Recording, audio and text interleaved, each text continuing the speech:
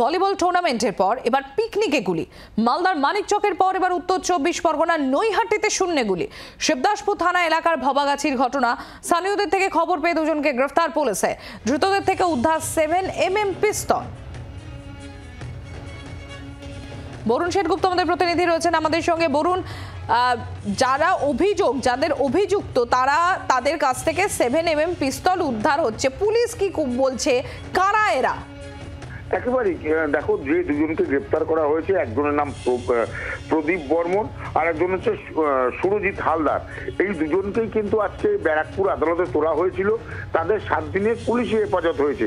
এই পুলিশ যেটা চাইছিল যে একেবারেই তাদের পুলিশি হেফাজত নিয়ে তাদের জিজ্ঞাসাবাদ করে কোথা থেকে তারা পিস্তল পেয়েছে, কেন তারা গুলি চালালো, কি কারণে তারা পিস্তল রেখেছিল, এই সমস্ত কিছুই বার করার জন্য ঠিক সেই মর্মে কিন্তু শিবদাসপুর থানা 10 দিনের পিসিপিও চেয়েছিল, অর্থাৎ পুলিশি কাস্টডি চেয়েছিল। কিন্তু ব্যারাকপুর আদালত তাদের 7 দিনের পুলিশি হেফাজত দেয়। এই 7 দিনের পুলিশি হেফাজতের মধ্যেই কিন্তু তারা বার করতে চেষ্টা করবে, বা পুলিশের তরফ থেকে যেটি জানা যাচ্ছে যে কোথা থেকে তারা এই পিস্তল পেল বা কেন, কি কারণে তারা পিস্তল ব্যবহার করছিল বা নিজের কাছে বহন করছিল, সেটাও কিন্তু তারা বার করার চেষ্টা করবে। এটাই এখন মুখ্য প্রশ্ন হয়ে দাঁড়িয়েছে যে এই যে বন্দুক, একেবারে 7mm পিস্তল, সেই পিস্তল তারা কোথা দিয়ে পেল, এটা কিন্তু প্রত্যেকেই প্রশ্ন জাগাচ্ছে সেই ভবাগাছি অঞ্চলের মানুষ। একেবারে সেখানে পিকনিক চলছিল সন্ধ্যেবেলা, সেই ভোর সন্ধ্যেবেলা তারা পিকনিকের মুডে ছিল এবং তারপরেই গুলির আওয়াজ পায়। পরপর দুটো এলাকার মানুষ ছুটে আসে এবং তখন তারা দেখতে পায় যে কেউ বা কারা গুলি চালিয়েছে, যদিও কারোর গুলি লাগেনি, উপরেই ফায়ারিং হয়েছিল। এরপরেই কিন্তু শিবদাসপুর থানা পুলিশকে খবর দেওয়া হয়। তারা এসে সেই দুজনকে গ্রেপ্তার করে এবং তাদের কাছ থেকে একটি 7mm পিস্তল কিন্তু উদ্ধার করে। এরপরে কিন্তু তাদের যে ঘটনা এই পরপর আমরা দেখছি নৈহাটি অঞ্চলে, নৈহাটি শিবদাসপুর বা হালিশহর অঞ্চলে এই গুলি চালানোর ঘটনা কিন্তু পরপর ঘটে চলেছে। আমরা যদি দেখি কিছুদিন আগেই কিন্তু একেবারে একটি কালী পুজো, সেই কালী পুজোকে কেন্দ্র করে সেখানকারই এক ব্যক্তি যার লাইসেন্স করা বন্দুক, সে আনন্দ করে মা কালীর পুজো হচ্ছে সেখানে গুলি চালাচ্ছে। পাশাপাশি হোটেল মালিক কিছুদিন আগেই একদম কল্যাণী রোডের হোটেলে, শিবদাসপুর অঞ্চলেরই ঘটনা, সেখানে সেই হোটেল মালিক সেও গুলি চালাচ্ছে। গুলি চালাতে গিয়ে তার এক কর্মচারী লেগে যাচ্ছে।